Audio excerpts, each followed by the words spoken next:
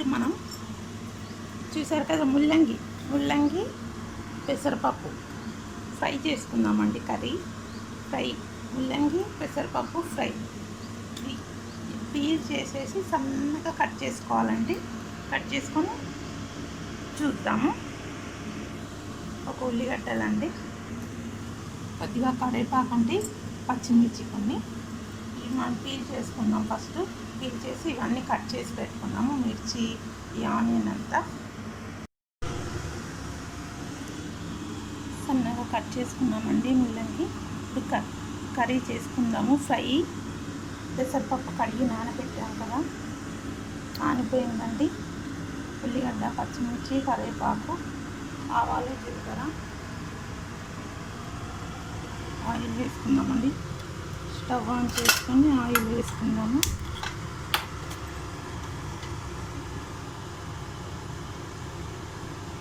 Half వేసానండి, పావు.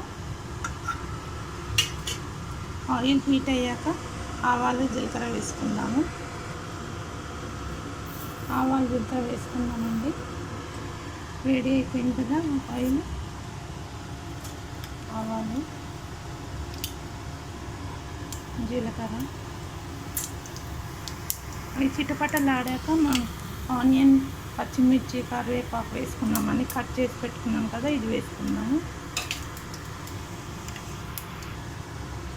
పచ్చిమిర్చి వేసుకుందామండి.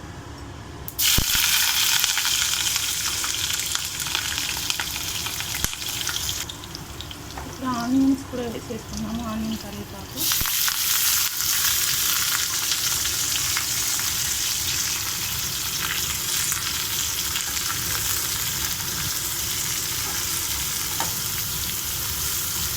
కొంచెం లైట్ గోల్డ్ కలర్ వచ్చాక మనం పసుపు, ఉప్పు, కారం వేసుకున్నామండి. పసుపు, సాల్ట్ వేసుకున్నాము. ఇప్పుడు మనం ముల్లంగి కూడా ఫ్రై చేసుకున్నామండి. పచ్చి వాసన వస్తుంది కదా, ఫ్రై చేసుకున్న తర్వాత పసుపు వేసుకున్నాము. ఫ్రై చేసుకున్నాము. వాటర్ అంతా గట్టిగా పిండి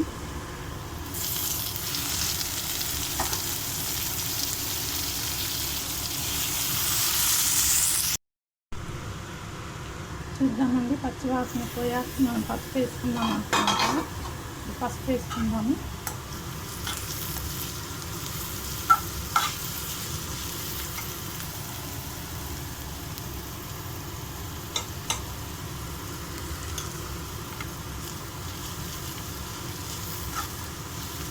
కొద్దిగా కారం, ఉప్పు కూడా వేసుకున్నామండి. తర్వాత ఇందులో ఇప్పుడు మనం పెసరపప్పు తీసి పెట్టాం కదండి, అది కూడా వేసి ఫ్రై చేద్దాము. ఇందులో ఉడుకుతుంది కొంచెం, చూద్దామండి. పసుపు వేసినాం కదా, ఇప్పుడు మనం పెసరపప్పు వేసుకున్నాము. ఇందులో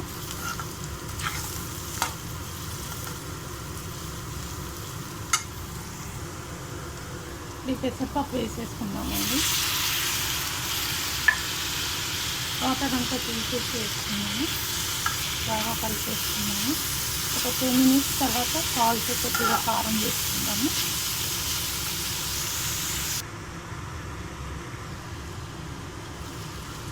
ఇప్పుడు ఇందులో కారం వేసుకున్నామండి. కొద్దిగా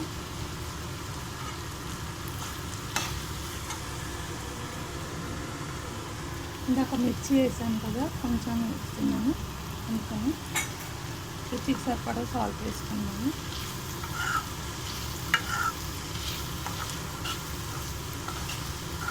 చాలా బాగుంటుందండి. చపాతీకి బాగుంటుంది, రైస్కి కూడా బాగుంటుంది. Side dish. రుచికి సరిపడా సాల్ట్ వేసాను.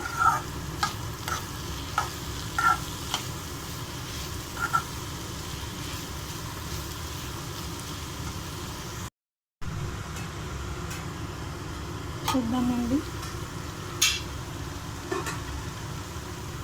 చూసారు కదండి, అయిపోయింది. ముల్లంగి పెసరపప్పు కూర అయిపోయిందండి. ఫ్రై ఇలా పొడి పొడిగా ఉండాలండి, పప్పులు ఉండాలి. చూసారు కదా, సన్నగా కట్ చేసాము. అది ముల్లంగి చాలా బాగుంటుందండి చపాతీకి. మీరు కూడా ట్రై చేయండి. ఇలా చేసి తినండి, వెరైటీగా. కర్రీ అయిపోయిందంటే స్టవ్ ఆఫ్ చేసేద్దాము.